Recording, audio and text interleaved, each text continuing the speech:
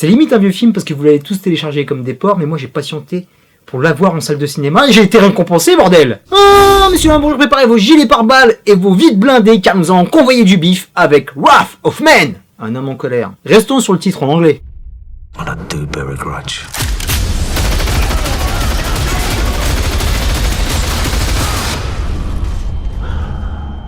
If he's not a cop, what is he?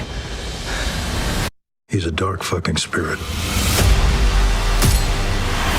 Les réactions épidermiques sur les réseaux sociaux me laissent toujours perplexe. Je m'explique mon cerveau, j'ai vu le film, j'étais franchement très enjoué. Quand je suis rentré directement, j'ai mis un petit message parce que j'étais vraiment content de voir Guy Ritchie que j'affectionne énormément, je suis un big fan. Et Vlatipa, qu'on m'a sauté à la gorge pour casser mon enthousiasme, dans Marvin de Final Cut, j'ai écouté ton podcast juste avant de rentrer en salle. Tous les jours, il fait le dur, là. Ouais, là, il fait le dur. Il fait le dur, le mec dangereux, qui n'a pas peur. C'est rigolo. Je t'aime, mon pote, mais franchement, l'achat de ton prochain ouvrage qui va sortir bientôt en librairie, que je conseille à tous, est franchement remis en question. Attends, 2 petites secondes, on me dit aussi dans l'oreillette que... Non, pas lui. Regardez le dernier film de Guy Ritchie, hein, un homme en colère, ou je sais plus comment ça s'appelle. J'ai eu envie clairement de me claquer la teub sur un cactus, hein, rien que pour ressentir quelque chose, tellement je me suis fait chier. J'ai vu que le bon rebeu des bois, ça lui avait plu, donc j'irai voir sa vidéo pour voir si j'ai peut-être loupé quelque chose, je sais pas. Commis la putain de tasse. Sincèrement, ça ne me dérange guère, j'aime bien le débat, mais ce que je suis en train de vous dire, mon pote, c'est que mon avis n'est pas universel. Toutes mes vidéos engagent mon opinion et mon opinion only. Comme je le dis souvent depuis que je suis arrivé ici, tu as le droit de détester ce que j'aime, et inversement, et comme ça tout va bien. Revenons sur ce film, remake du film de Nicolas Boukrieff, Le Convoyeur, qui était sorti en 2003, je crois que l'année est bonne, que j'avais franchement bien kiffé, en plus du Pontel, mon pote, et Jean Dujardin pour une fois dans un bon rôle. J'ai du mal avec lui. Et notre ami Guy revient aux USA, où il a eu des fortunes diverses avec Aladdin et à la dérive. C'était chaud. Mais d'un autre côté, il est revenu au meilleur de sa forme avec The Gentleman. Et là, qu'est-ce qu'il allait faire par rapport à une véritable commande, accompagné de son frère pétard préféré, Jason Statham, qui lui aussi s'est complètement perdu avec Fast and Furious. Et bah, mon Sarbi des Bois, j'ai franchement apprécié.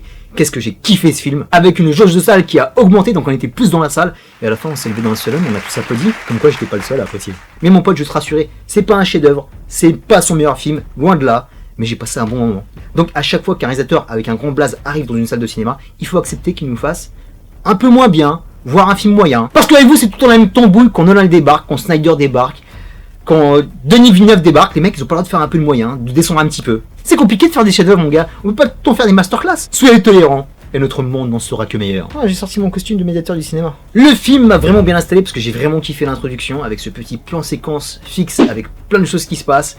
Et surtout, la première chose qui m'a marqué, c'est cette putain de soundtrack qui a captivé mes sens, qui a écrasé mes fessiers à l'intérieur de mon siège, qui était vraiment terrifiante. Bravo au musicien-compositeur Christopher Benstead, il a fait un travail formidable pour vraiment nous mettre dans l'ambiance, pour vraiment nous immerger dans ce Los Angeles sombre et grave, sans aucun moyen de s'échapper. Mon gars, t'es dans la diligence et tu vas rester jusqu'au bout. Restons sur la bande son, ce que j'apprécie aussi, c'est les coups de gun. Là, c'est vraiment un film principalement situé sur des gunfights, et dès qu'une balle est tirée, ça fait mal. On est dans une shoot to kill, on n'est pas là pour blesser les gens, on est là pour les buter. LA s'est transformé en Far West moderne, où il va être très difficile de survivre, que ce soit par rapport aux tirs ennemis, que ce soit par rapport aux tirs de tes collègues amis.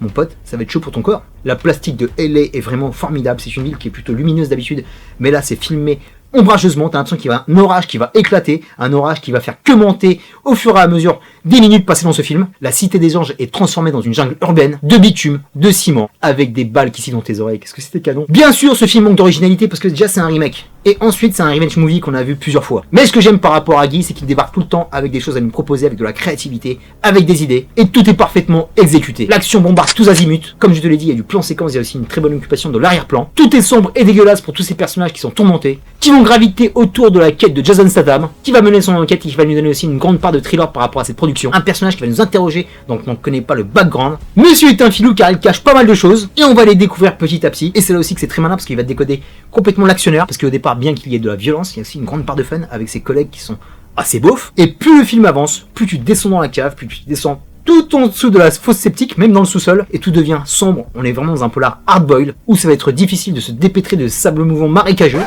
Je sais même pas si ça existe, je viens de l'inventer. Mais tu m'as compris, parce que mon pote, on va suffoquer jusqu'au bout. Bien que ce soit une commande américaine, la Guy Ritchie Touch existe, tu vas réussir à reconnaître certains plans si tu connais bien sa filmographie, et aussi au niveau de la construction, au niveau de la temporalité, parce qu'il y a différentes timelines, l'instant présent, le flashback, différents angles d'attaque, comme le film Angle d'attaque d'ailleurs, qui se passe de différents points de vue.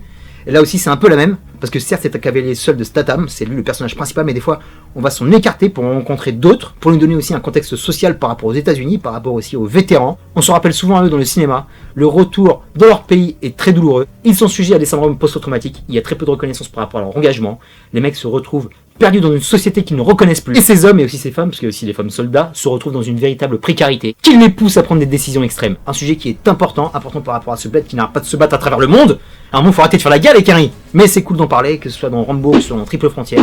C'est un sujet qui est très intéressant. Et c'est là qu'il diffère avec le film français d'origine, où le contexte social était vraiment plus écrasant. Tu sentais le prolétariat, tu sentais la pauvreté, ça crevait la dalle totale. Et là, les motivations sont autres, et l'interprétation est vraiment aussi différente. Statham et Dupontel, c'est pas le même game, mon pote, mais c'est deux acteurs qui sont vraiment très intéressants par rapport à ce qu'ils ont à nous proposer. L'humanité qui transpire dans Dupontel, et la sauvagerie qui ressort de Statham, parce que là c'est le bon Statham qu'on aime. C'est un Statham de peu de mots, mais qui est efficace, il a une présence physique magnifique. Le mec, il a pas besoin de se mettre torse-poil, tu vois. Il a pas besoin de faire un high kick.